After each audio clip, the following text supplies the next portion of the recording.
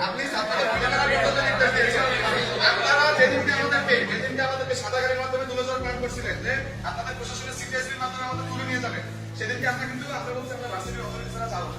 কারণ এই পুলিশ বাহিনী 16 বছর ধরে জনগণের কাছ থেকে গ্রহণযোগ্যতা হারাইছে। আপনি শিওর আপনারা এখন ভয় পান রাস্তায় নামতে, লজ্জা লাগে। দর্শক, এবার আন্দোলনরত ছাত্ররা পুলিশদেরকে চরমভাবে শাসালেন। বিস্তারিত জানতে পুরো ভিডিওটি দেখতে থাকুন।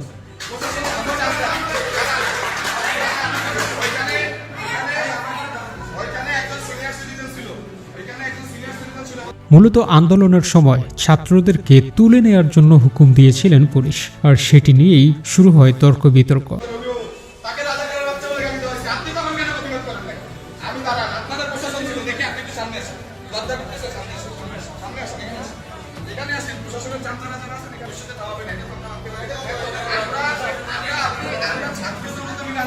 ছাত্ররা বলতে থাকে, সবাই যখন আমাদের প্রতি আক্রমণ শুরু করে তখন আপনারাও আক্রমণ করতে থাকেন। আপনারা নিরপেক্ষভাবে কোনো কিছুই করেননি, আপনারা মূলত লজ্জা পান কথা বলতে।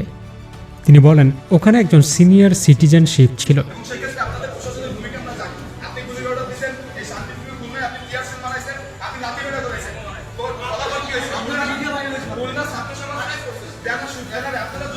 তাদেরকে রাজাকার বলে গালি দেওয়া হয়েছে, কিন্তু আপনি অথবা আপনার পুলিশ কোনো ধরনের প্রোটেক্টই করেনি। এটা কি ধরনের আচরণ?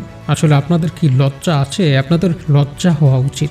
এ সময় পুলিশের ওই কর্মকর্তা একদমই চুপ থাকেন, তিনি কোনো ধরনের কথাই তাকে বলতে দেয়া হয়নি।